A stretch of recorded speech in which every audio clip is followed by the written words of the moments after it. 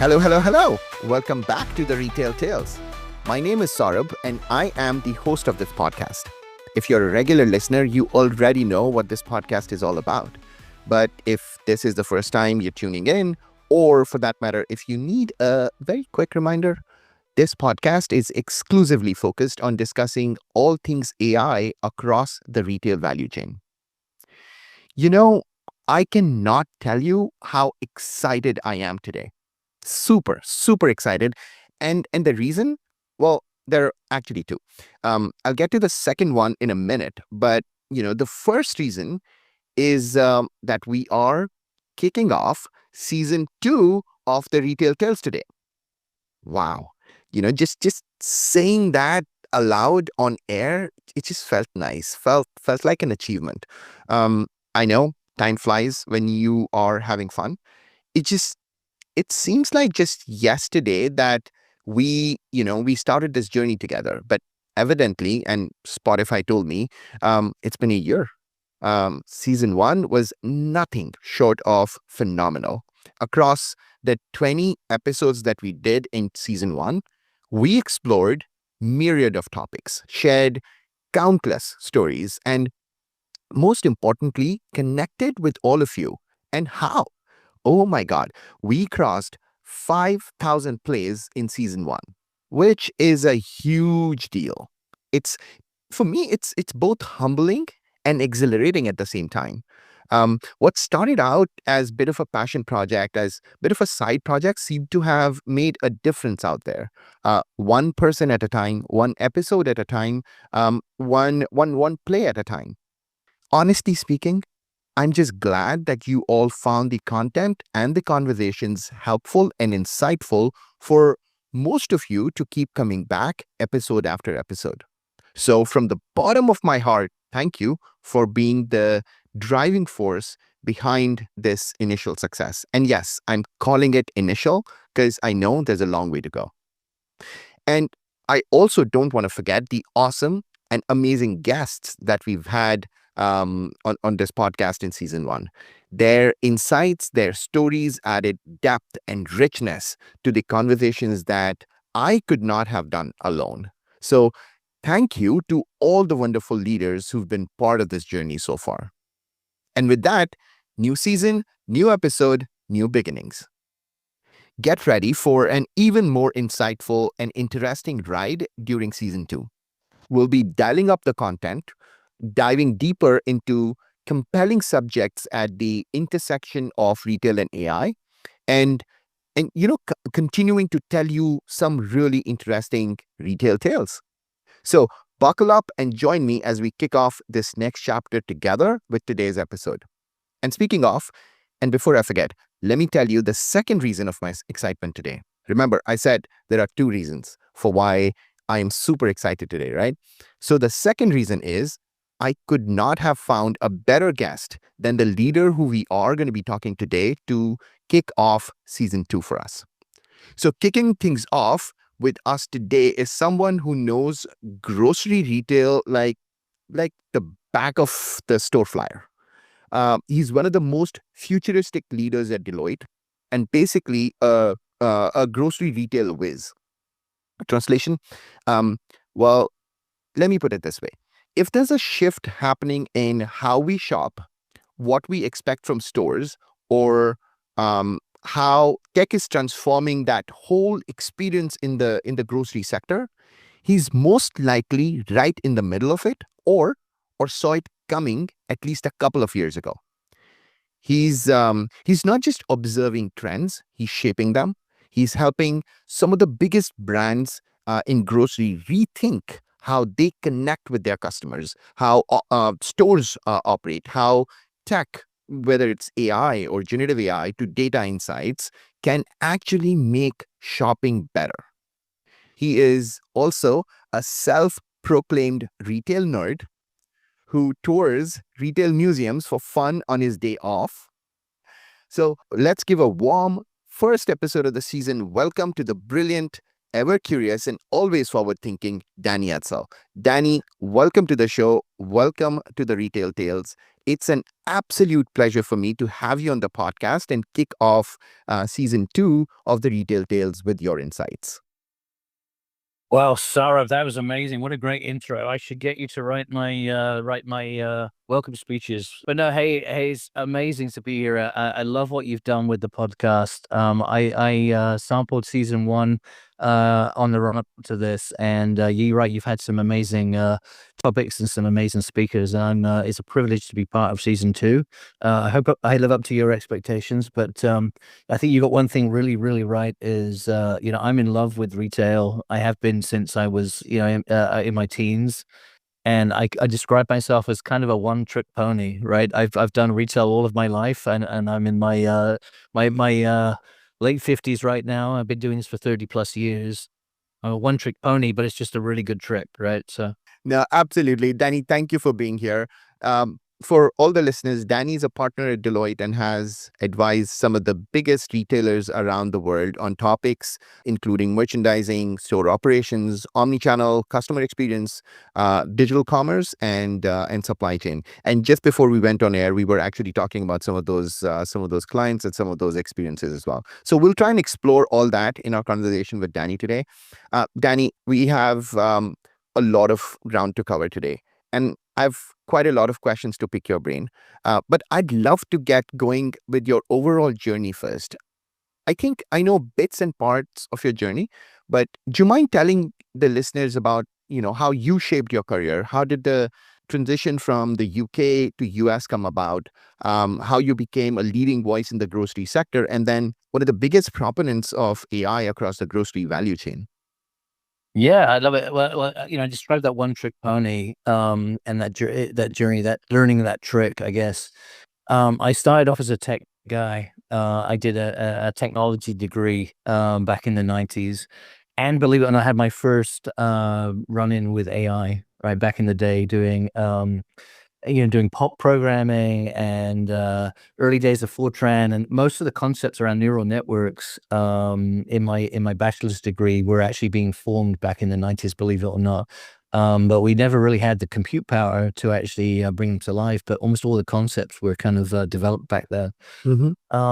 So I did a tech degree, then went out into the wide world of business, and was very lucky to get sucked into my first retail client, working for a company called Safeway in the UK. And I was your standard issue techie, right? So I was building systems, designing, doing project and program management, doing architectures, etc. Um, but I started to get a taste for this business that I was actually, writing this technology for, and it started to ignite my passion for actually kind of changing the way the world works with and through technology. So that's kind of the foundation of the journey. And progressively over the next 10, 11 years, working for Safeway, I fell deeper and deeper in love with retail. I was very privileged to get kicked into kind of a management training program where they were taking kind of young, up and coming professionals, and they would rotate them through the business to get to learn, the different aspects of the retail business. And that's where, the foundation of pretty much everything comes from. I spent a while like managing a store. I spent a while managing a DC. I was a merchant. I've been a marketeer. They basically rotated me through all of the heart of the business divisions, and I got to actually, participate and run chunks of it. And the more I did, the more I loved, the more I understood, the more fascinated I became. And I kind of describe myself as a self-styled student of retail, because Hmm. the fun thing about this industry, and particularly sitting on the boundary of technology and business, is you learn something new every day. You talked about being curious. You learn something new every day. It evolves every day, and it's an issue that's right in the heart of all of our lives, right? So and so I've done, yes, I would say I'm. If you look at all the clients I've served, the majority would be big grocers. But the truth is, I've done as much apparel and consumer electronics, and the truth is, the game right now isn't about dominating in one category. It's Mm. about trying to position yourself as a retailer to fulfill the biggest share of life, if you like, within your customers' needs, wants, and needs. Yeah. And so, if you look at like the number of, the lines are blurred between what's a CP, what's a grocery company, what's a pharmacy company, what's a convenience store, and the truth is, you have to kind of be everything to everyone based on their occasion and their needs. And the more of that share of life you can meet, the more successful you will be. So, Yeah. yeah. So then, I moved from the UK. Again, more than luck than judgment. I managed to work on a strategy and a kind of futuristic strategy project at the end of the 90s called Safeway 2000, which was not a year 2000 project. It was looking at what the new needs of our customers would be, in the 21st century. Mm. So that's where I kind of got this idea of understanding, looking a little bit over the horizon to the future to be able to guide what we need to do today and to Mm. meet our customers where they are. So I did a consulting project, got tempted away to the dark side by some very experienced consultants, and in the year 2000, I moved into consultancy. I joined IBM Management Consulting just as they were buying PwC. I see. Yeah. So I grew up with the PwC retail crew for the first 10 or the next 10 years. Spent a total of 18 years in IBM. Got to serve some amazing, wonderful clients, globally during that period of time. I ran the retail COE for them globally. But that took me to the usual suspects: Tesco, Sainsbury, Carrefour, Ahold Delhaize. Brought me across the pond to Albertsons and Safeway US and Walmart, and I ended up in Walmart Hmm. in 2007 on a bid for a large merchandising project. Sadly, I didn't win the project, but Mm. the kind folks at Walmart said to my leaders, "Hey, we kind of like that British guy. You might do better if you got him to come and serve us."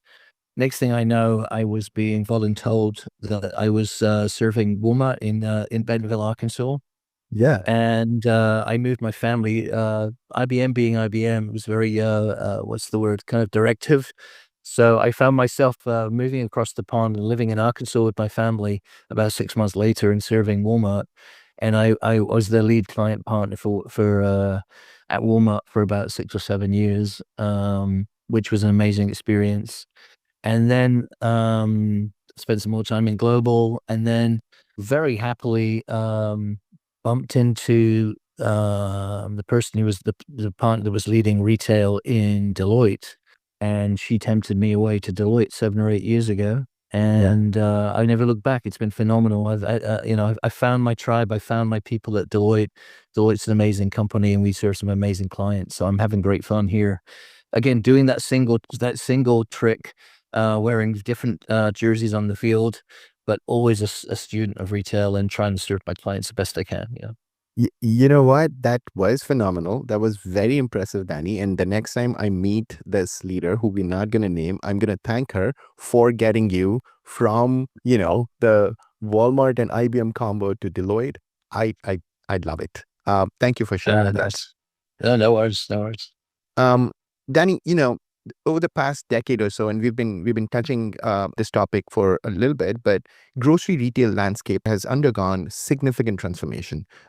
Whether you talk about the rise of e-commerce, delivery services, shifting consumer expectations or preferences, and tech advancements to lead all of those have pretty much reshaped how we shop for groceries. Quite clearly, grocery shopping has come a long way from the days of handwritten lists and Sunday circulars, if you remember those. With the surge in online shopping and changing consumer habits, how have you witnessed the grocery retail industry evolve over the past decade or so? Yeah, well, I've been again a student of it, but a participant in it. and I put my first retail grocery website up in 1998 in the UK for Safeway, right? So part of that project I described as we looked into the year 2000 and beyond was a prediction that that the digital physical shopping experience was the right one. And so I was part of the team, and I led the team that basically built the first website to do online shopping in 1998 for Safeway. And I remember the CEO telling me, he said, "Danny, this is never going to go anywhere. Only nerds and idiots are going to ever shop online. And I think this is a bad investment." But we did the first website. We also did the first mobile application. And at the time, there was no iPhone. There was no, ubiquitous smartphones. Sure. So what we did is we built a Palm Pilot application. At the time, they were called PDAs.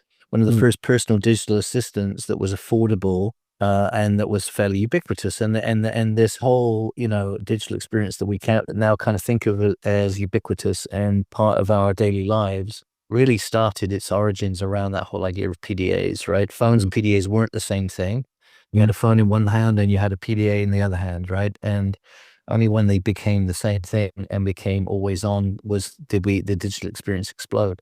So we built the first home shopping app on a PDA in 99 and went out to market and got about 300,000 users using PDAs, ordering their shopping online through their PDA.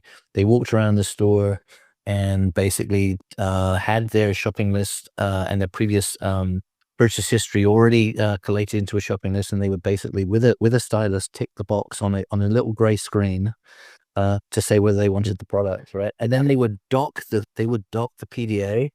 It would dial up the internet. No If way. the internet was dial up at that time, it would connect to the internet. It would upload the orders to a central mainframe. And we would basically pre-stage. We would print out lists in the store to pre-pick and pre-stage. So Instacart, we had your beat by 25 years, right? But it was an amazing experiment in consumer habits and consumer preferences and what a seamless customer experience needed to and wanted to be. I did my next project at Tesco in the early 2000s as a consultant, where we put in place the first in-store picking version of that same application, right? So we evolved that into whether you took the order via the web or via a PDA, you needed to basically be able to curate and collate the order. And at the time, Tesco went through the great debate: should I do this in an automated way in a centralized warehouse? Should I actually pick from store? The cheap and cheerful thing to do was to pick from store. So we set up a process, task management system, kind of mini WMS inside the store to go and pick those products and to fulfill the orders. Again, this was about probably half a million customers in early 2000s as a sort of extended pilot. And it was held together with chewing gum and string. But it worked. And what it proved, I think, was that CEO that had told me in Safeway that this would never actually catch on and was not important was probably wrong. Yeah. And that we as customers always want to be served in a more convenient way, and that we're willing to adopt technologies that actually facilitate that and remove that friction. Fast forward from early 2000s to 2025, some big things have happened in the meantime, right? Yeah. Every single person has got, an always on, fully connected smart device with the compute power that was probably the same size as that mainframe I talked about in the 90s in our pocket. We use it as a ubiquitous part of our daily lives in so many dimensions, and we are not only comfortable but reliant on that digital experience for so many aspects of our lives that it's unreal. So that prediction in the late 90s that this will never catch on, only nerds will do this, has proven wrong. And I've loved the 20 plus years I've been on that journey, in facilitating that seamless experience. where's that going next? We know you and I were talking about like where's the balance, where's the end point. We don't know. I don't know. I'm a student, but I can make a guess. And I know that it's highly, highly disruptive as we move the boundary between digital and physical.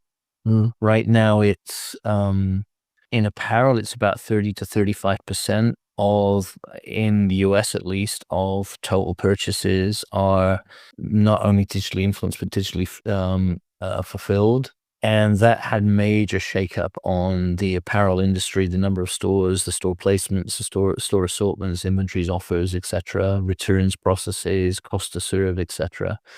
The grocery industry has been lagging somewhat. We're at about 11% of total kind of digitally fulfilled and or digitally influenced.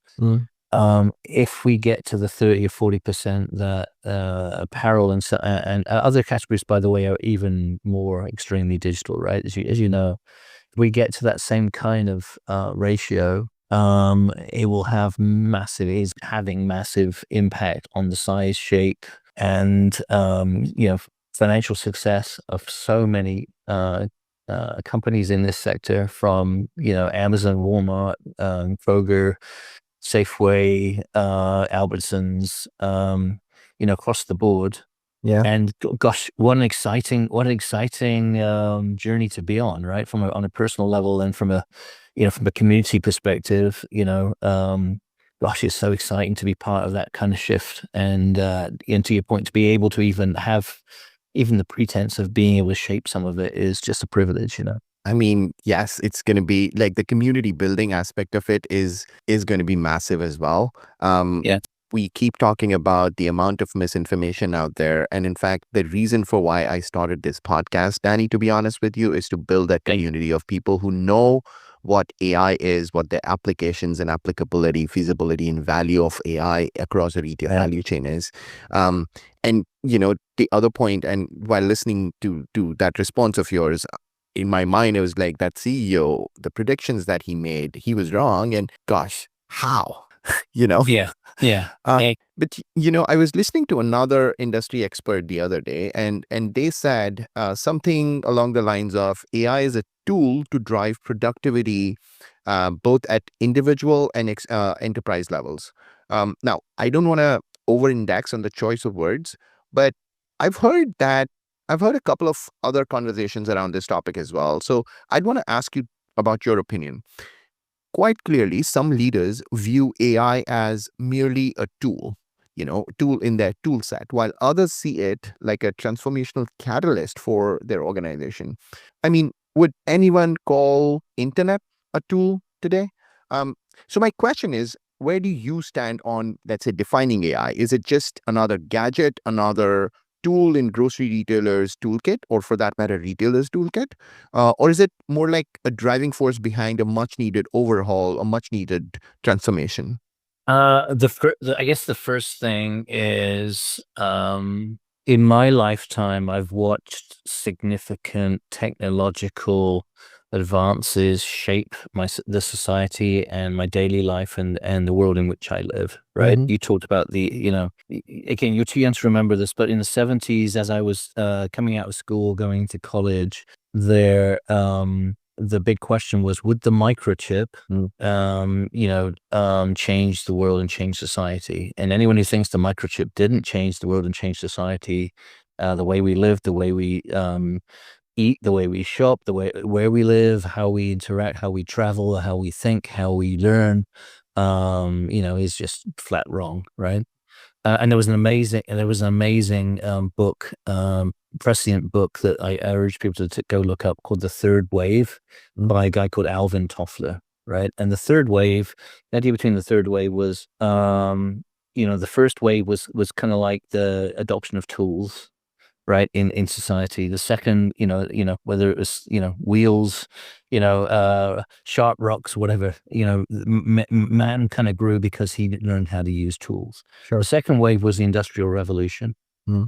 And so society was shaped through, through augmenting human muscle and power with mechanical advantage, right? So whether you were making using steam engines or diesel engines, combustion engines, or creating machines that would do the work of a man more effectively, right? So the car replacing the horse, the clothing mill replacing hand weavers, Sure. right? Yeah.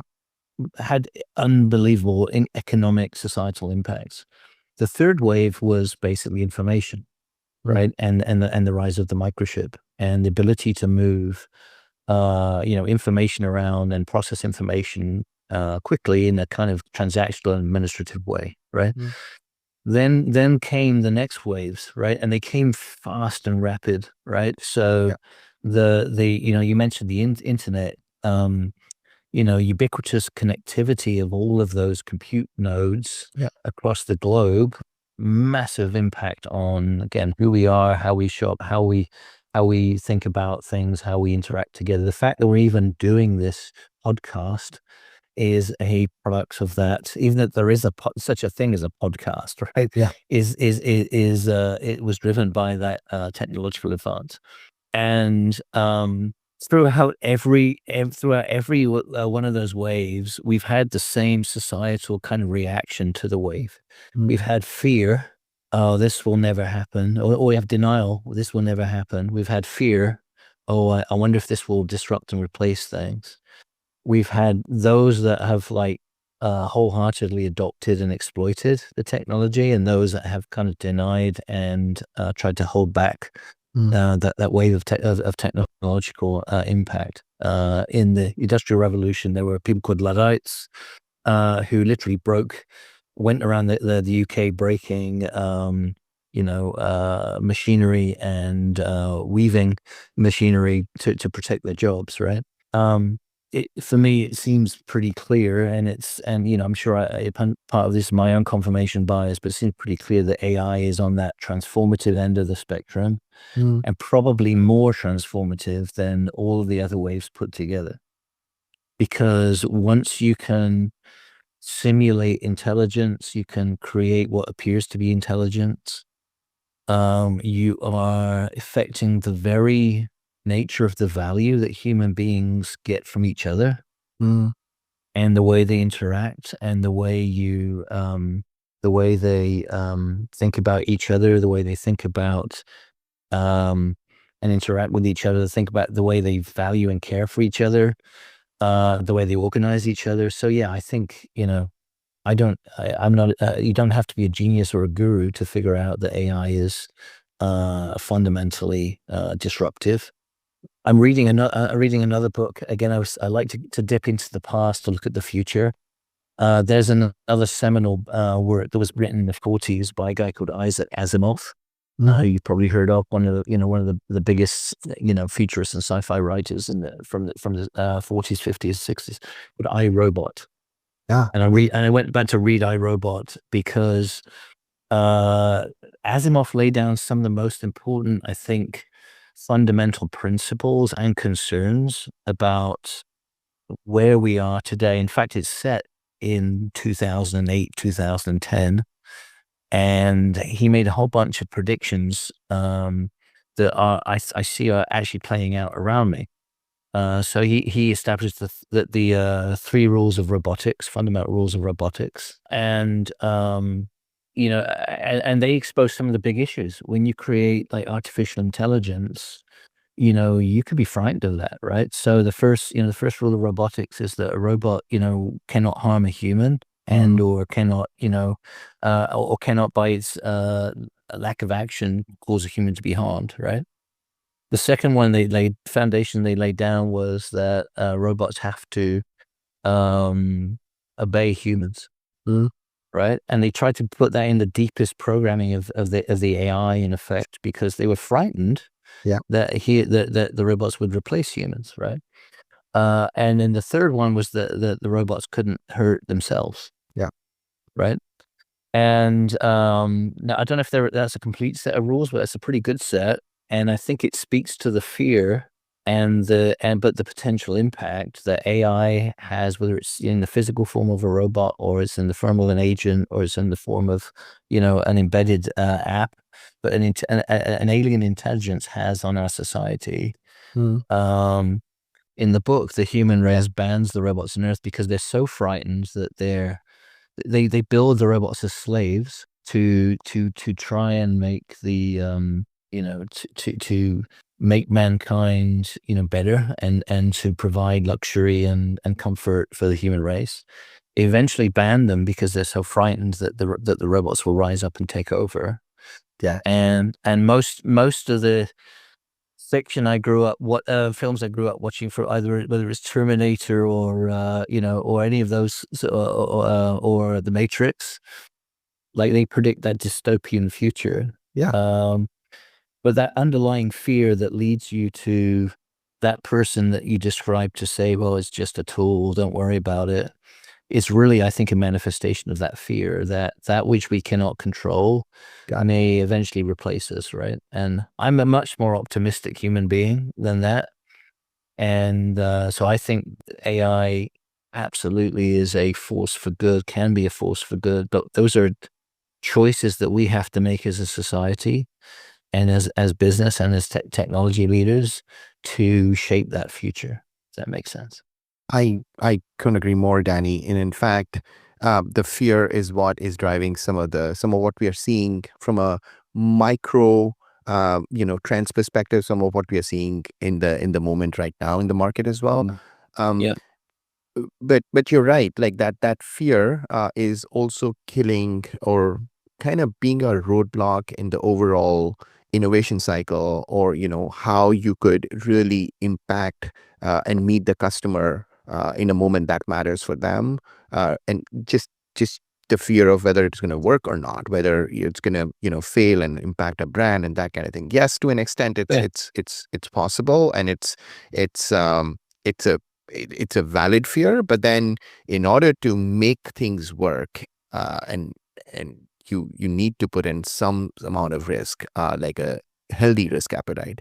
I know you are advising C-suite leaders and Yeah. board of directors on almost on a daily basis, and I see most of the C-suite executives speak a lot about AI and generative AI's potential, but only a handful, maybe I can even count them on my fingers, do something about realizing its potential, like they really take steps in that direction. So my question for you is, when it comes to AI and generative AI, or maybe even let's include agentic AI, which is fairly new, still maturing, but what keeps grocery executives up at night? What are some of these things stopping them from leveraging AI and generative AI capabilities to drive retail transformation? Starbucks, I think it depends what seat you sit in and how you look at the world as to whether or not you think there are barriers Mm. or how fast you think things are moving. Um, Again, to quote another one of my favorite authors, there's a guy called William Gibson. Mm. Again, he's a futurist. He wrote a book called seminal work called Neuromancer, which kind of predicted the rise of virtual reality and the internet and AI agents. So if you like thinking about the future, he's a really good author to look at. He has a quote that says, "The future is already here. Mm. It's just not evenly distributed." And what he means is that Yeah. it's all everything that you think is happening is already happening. Whether you're, using, Apple Vision Pro to have a high quality VR experience, whether you're using ChatGPT to finish your term papers, whether you are you're looking at your iPhone and it's using AI to determine what your probable destination is as you travel in your car to pop up the probable destination on Apple Maps, right? Mm. So AI is already here. It's already happening. It's already embedded. It's already everywhere. From a business perspective, I think many of the senior leaders in not just grocery retail as a whole, and the business as a whole, are smart enough to get the fact that this is ubiquitous, it's game changing, and it's a possible opportunity and threat to their business. So you hear nothing but in the C-suite, AI, AI, AI. It's going to be it's coming, it's here, it's important. We need to invest in it, whether it's in Davos, whether it's in your local council, it's in your board. Yeah. Everyone that's got a brain is fairly convinced that like this is pretty important, right? And most importantly, like the people that are throwing money around in the stock market and in the in the world's economy are doubling down and investing. So when DeepSeek, emerges, the entire global stock market moves. Yeah. So if you Good. say AI isn't important, it's insane, right? It's just insane. Well, it goes down and it bounces back but what I'm saying is that like no one can avoid it. So thinking that like no people aren't there's big barriers to adoption. I'm not sure there are barriers to adoption, but the big unknown for all of us, and that this goes double for the clients that I advise and or work with and help, is not the if, it's the how and the when. So figuring out, remember that guy I talked about, the CEO I talked about, Danny, the internet will never mean anything. Yeah. Yep. Right?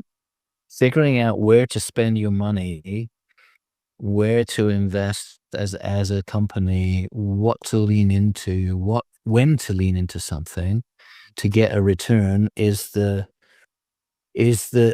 problem that most of the C-suite executives face. Not the if. I think most people are over the if issue on AI. Yeah. Got it. What they're stuck with is the how issue. So I've been working with a company where the chief merchant, who was a good friend and a really smart guy, and has lived like this, the adoption of detailed analytics and customer data in his business for the last 30 or 40 years. I was in a meeting with him about 6 months ago, and he came to Deloitte and a bunch of his senior leaders, and he set us a challenge, and he basically, it reminded me of Winston Churchill giving his "We will fight them on the beaches" speech during the Second World War, right? Yeah. He gave us a rousing speech about the impact of AI on merchandising.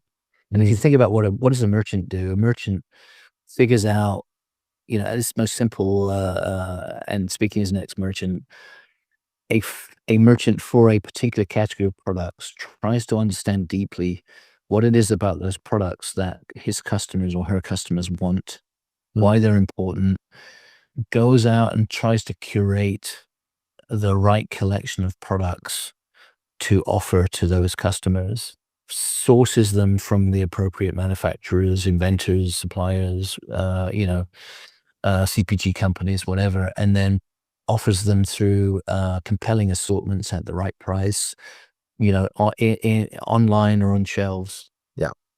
With the right promotions to the right customers, right? And if they get it right, they make a lot of money and they have a successful business. If they get it wrong, they have basically empty stores, empty aisles, non-clicked on websites.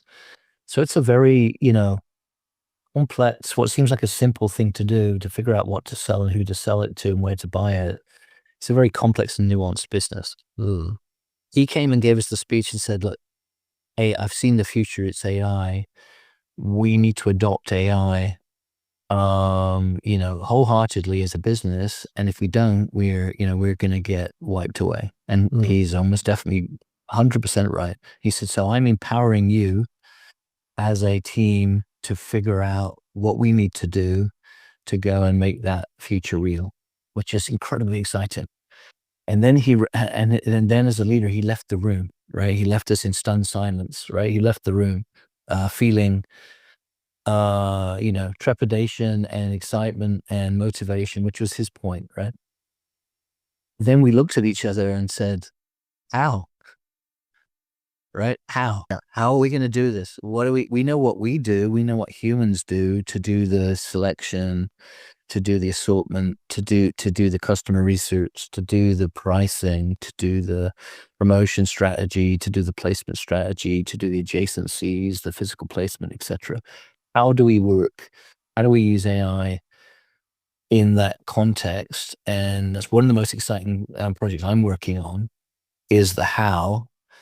And guess what? I wasn't born with that knowledge. And then I'm a pretty smart guy. I'm up to my eyes in AI. I use it all day, every day, and I've jumped into the pool and I swing around as quickly as I can in my own personal life. And every day I use it, I discover something new, and somebody invents something new. Um, and I'm working on the how. I'm merchandising, right? And at some point, I hope with Deloitte and with some of my clients, I'll figure it out. Yeah. Or we'll figure out the first wave, and then someone will be smarter than me will do the second wave, and the third wave, and the fourth wave. The fourth and the phase to come. Exactly. So the point is, you have to jump in, you have to figure it out, you have to get the how. But remember, the future's already here. It's just not evenly distributed. People are doing it everywhere. And if they don't do it, again, with fundamental forces, if you don't do it, you get left behind, and you just generally just don't exist. You just don't exist as a business. So that's the journey we're on, right? Yeah, no, I love it. That was phenomenal. Thank you, Danny. Whenever I speak with you, I learned something new. And today was even more amazing because, the listeners were able to listen to your insights and hopefully learn a few things as well. So thank you again. Thank you for being on the show. No worries. It's a privilege. It's, again, and more power to you. This is a great community to start. And I will personally be listening avidly from now on. And, let's stay in touch and maybe update each other as we find out more. I'm sure there's more. We're both in the middle of doing this for a living and doing it well, and I'm sure there's more steps in this journey to come. And I'd love to share that. I think we all benefit when we share the journey together and learn from each other. Yeah, no, I'm excited about the common opportunities that are coming up both our ways to be working together in the near future. So I'm looking forward to it. Love it. Thanks, man. All right, everyone. That was the first episode of season 2 with Danny Edsall from Deloitte. For the folks who are interested in learning more or looking to get connected with Danny, please feel free to reach out to him on LinkedIn. If you're looking to connect with me, feel free to reach out to me on LinkedIn. And with that, it's a wrap on this episode of the Retail Tales. Thanks for listening. Here's me, Saurabh, signing off. If you like the content, don't forget to follow this show to keep learning a thing or two about retail AI. You can follow us on LinkedIn and subscribe to the show on Spotify or Apple. Join me in the next episode of the Retail Tales, a show which is exclusively focused on exploring all things AI across the retail value chain. Until then, stay safe, stay healthy, and stay curious.